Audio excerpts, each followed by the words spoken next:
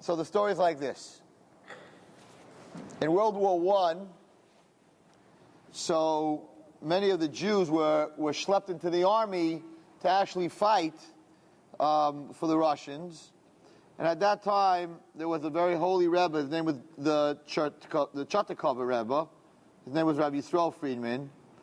And he was helping Jews to get out of going to the army, because once they got into the army, a lot of them got killed. And he was trying to help them, and he made up all kinds of ways of them to get away from being drafted.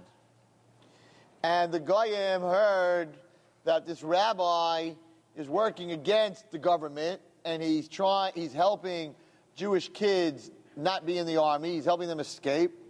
So they decided that they're going to find out if this is true, and they're going to send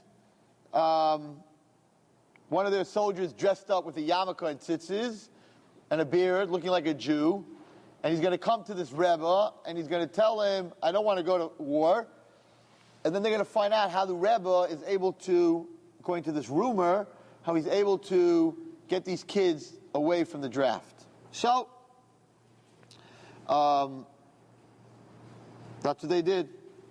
And one day, there was a knock on the door, and this Chassidish boy came in, and he started to cry, telling the Rebbe that he wasn't a boy, he was an adult, and he has a son, and his son is young, and they want to take him to the Russian army, and, you're the rabbi, how do I get out of it?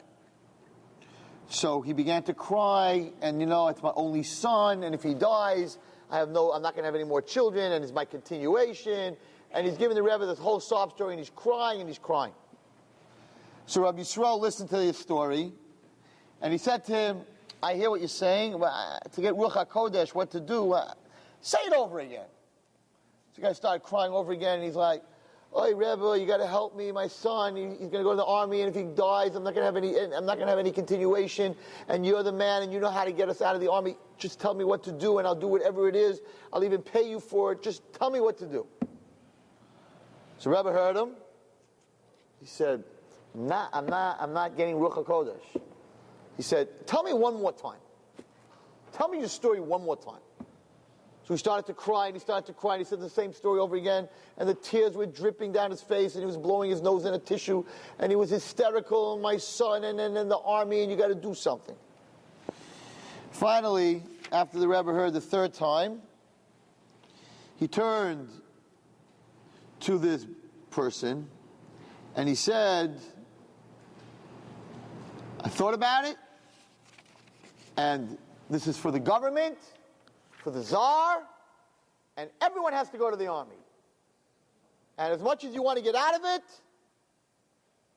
I'm not letting you get out of it. Just the opposite. My job as a rabbi and a Jew is to make sure that every Jewish person goes to the army and fights for his country. Okay? So, this man was like, I'm really surprised, but if that's what the Rebbe says, fine, and he leaves. He goes back to the officers in charge, and he tells them what happened. So, they come, the highest officer, he comes to the Rebbe's house, and he says to the Rebbe, we heard rumors about you, that you're helping Jewish kids not go to the army, and we just want you to know that last week we sent a spy. He was dressed up as a Jew, with payas and a beard, and we are very happy to know that you are not only not talking kids and people going to the army, but you're pushing them, and that you're a loyal servant, and we just want to tell you thank you. So, they left. Chassidim went to the Rebbe. He said, Rebbe, we knew you had Ruach HaKodesh. How did you know that this guy was a spy? Because you told him that you have to go to the army. How did you know? And I'm opening with this story for a reason. And he said, I'll tell you how I know. I don't have Ruach HaKodesh. He says the following. Normally, when a Jew tells me his personal sorrow, I am able to feel a portion of his pain and suffering deep inside me. Yet when this man told me his story, his tears did not affect me at all. At first I thought it was my fault. And perhaps I'm not capable of feeling this man's suffering. I decided to ask him to tell me the problem again. When he told me the problem again, and I still did not feel touched by his story, I said, there's something wrong with me. I always feel another Jew's pain. I'm not feeling his pain. So I made him tell me the story a third time. So when he told me the story the third time, and I still did not feel his pain, I knew that his whole story was false, and I knew that he was not a Jew.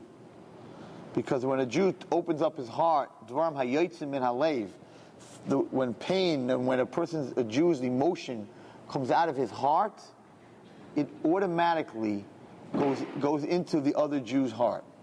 And therefore, if you don't feel any pain when a Jew's in pain, either he's not a Jew or you're not a Jew.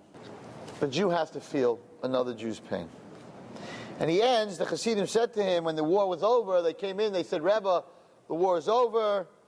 And the Rebbe said, Rabbi Yisrael said, don't get too excited.